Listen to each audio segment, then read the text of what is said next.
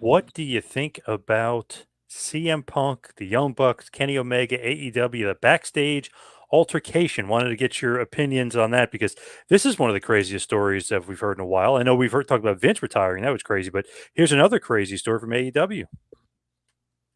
Uh, it certainly is. And I mean, you hear two completely different sides of the story.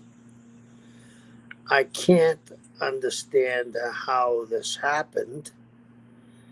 At first, I thought it was could be a work, but it wasn't. Uh, I don't, obviously, there's been some hurt feelings and bad blood there for a while.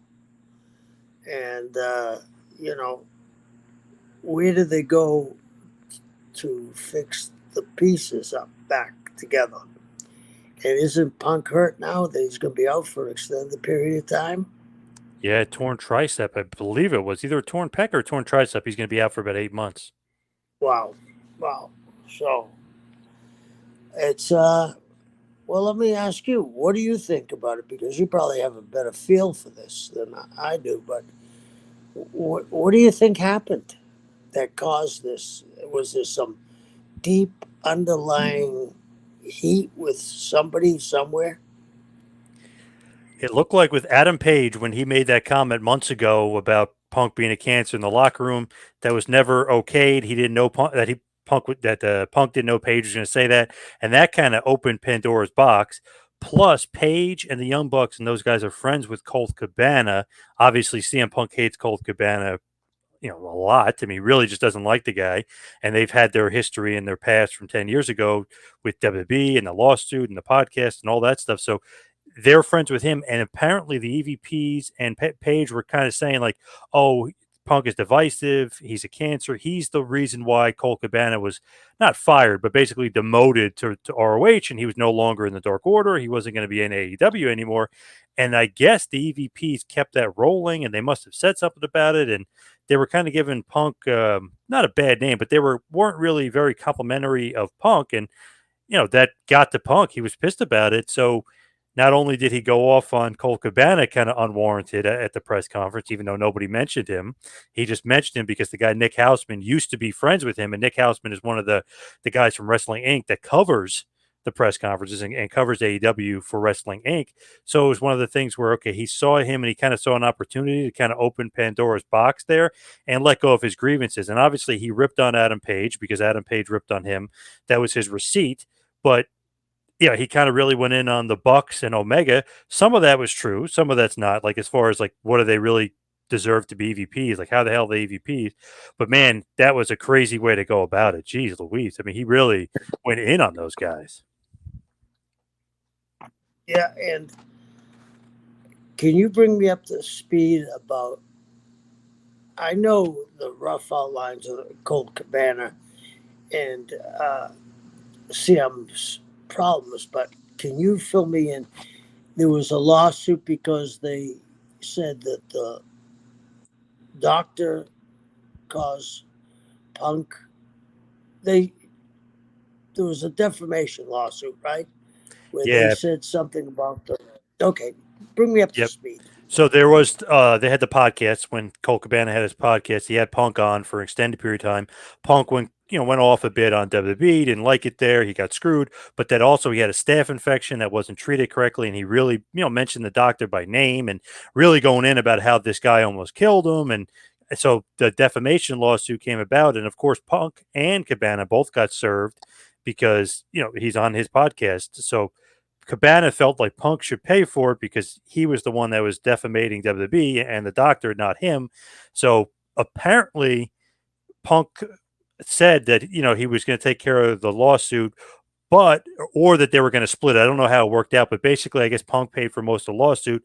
Punk says he has an email from Cole Cabana where it says Cabana will split it with him, and they both can pay their side, pay half and half, I guess, of whatever the legal fees were going to be from the lawsuit.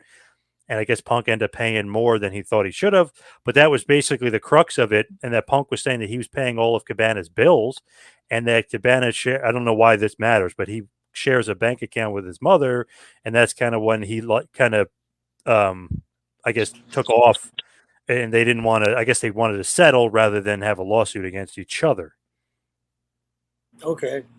And then they had been friends up until then, and then they stopped being friends, I imagine, right? Yep. So I guess Cabana sued Punk, and Punk countersued him.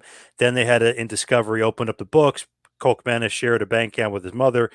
I kind of don't know the relevance of why. I guess he's trying to make fun of him, but maybe Cabana's supporting his mother. Maybe that, you know what I mean? It could be one of those things. Maybe that's why they have a joint Right. bank account. But Punk was trying to make it seem like it was a real bad thing, but he's kind of trying to make it seem like that's why they kind of tried to settle, because he didn't want his mother getting involved and having to pay for the fees as well. So that's kind of the crux of it. And they did win that lawsuit, didn't they? Yeah. I don't think They that didn't have to pay the no, doctor, but there were did they? still all the legal fees, though. I think that it was a substantial amount of legal fees too.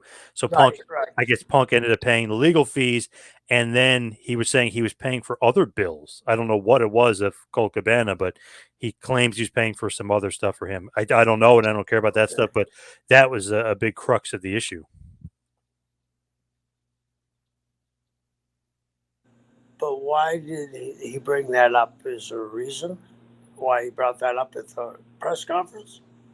It honestly seemed like Was it was just something like asked? it honestly seemed like it was just weighing on his mind, but a lot of people in the media, because he called out, several people in the, well, basically said wrestling journalists, media, dirt sheets, you guys been covering the story wrong. I've been sitting on this for so long.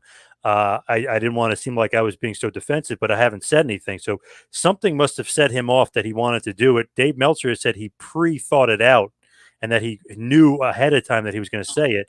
But it seemed like the EVPs were kind of, and I guess maybe feeding some information to the dirt sheets, and dirt sheets were quote unquote getting it wrong, that he was the one responsible for Cabana's demotion in AEW, when he says he has nothing to fucking do with him for years. Okay, so somebody was feeding the wrestling journalists some crap. They were putting it out there, and that's why he wanted to clear the air, Yep, and right? that the Young Bucks and Kenny Omega weren't defending him, and they weren't saying anything positive about him. So it was almost as if like, oh yeah, Punk is this part of the locker room, we're on this side of the locker room. And I've heard through the grapevine from a few people that work there, and obviously some of the wrestling journalists and media and dirt sheets covered as well, that Punk and Omega don't like each other and they're kind of separated, and that Omega felt slighted that Punk was being treated like Tony Khan's favorite pet, and he used to be his favorite pet, and he got pushed down the pecking order, even though he's an EVP. The Young Bucks not happy they were pushed down the pecking order, because now it's Punk, the alpha male, came in and kind of took over. So don't know if there's 100% truth to that, but there does seem like there's a little modicum of truth to that for sure. Okay. But boy, it set them back having that bullshit because they might could have salvaged it and turned it into a storyline, but obviously there's not going to be any salvation because Punk's going to be out for 8 months, and I don't know, and you probably don't have any idea either. What are they going to do with the other guys?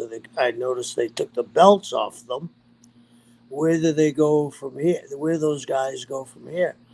How do you suspend the executives in your office? Crazy. Yeah, they're suspended. So I don't know for how long or what's going to happen. Meltzer reported it's going to be a few weeks until the quote unquote investigation is over, but they're suspended for a few weeks. Pat Buck, Christopher Daniels, Michael Nakazawa, Brendan Cutler, Ace Steel, all suspended. Ace Steel supposedly might be fired because he bit Kenny Omega and he threw a chair at Nick Jackson, one of the Young Bucks, and knocked him out. CM Punk threw a punch at one of the Young Bucks. So I don't know. Crazy, but they're suspended. Where did Pat get suspended for? So because he was involved, they're saying anybody that was involved has to be suspended until the investigation is over with. So it seems like just like a precautionary thing that everybody is suspended. That, and he was trying to break it up. So anybody that had anything to do with it is suspended, which is, I don't know, kind of silly, I guess, because they didn't break it up. I mean, I wouldn't have suspended those guys. Like, Christopher Daniels is one of the head of the talent relations. He got suspended because he was trying to break it up. It's kind of crazy. Oh, that's I'm not sure if he's suspended. He wrestled last night, right? No, Brian Danielson wrestled last night, but Christopher Oh, Daniels is suspended. Yeah. okay, okay. Uh, boy, it gets more entangled, is what you just said. And they're going to bring in somebody like a master to find out what the problem is and Somebody the from their solution. legal team. Yeah. Somebody from their legal counsel. Okay, Yeah. okay. Well, we're just going to have to sit and wait. Thank you for watching the Hannibal TV. Please like this video if you enjoyed it and click the subscribe button to not miss any of our latest shoot interviews, match videos, or news updates. Follow us on Twitter at the Hannibal TV for instant updates.